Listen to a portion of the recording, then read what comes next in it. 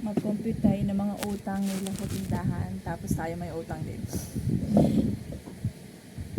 Ay nakaw, nagko-compute tayo ng utang pero tayo mismo ay may utang diyan. Pahirap ng buhay talaga naman ang Pilipino. Ay nakaw, Pilipino tayo.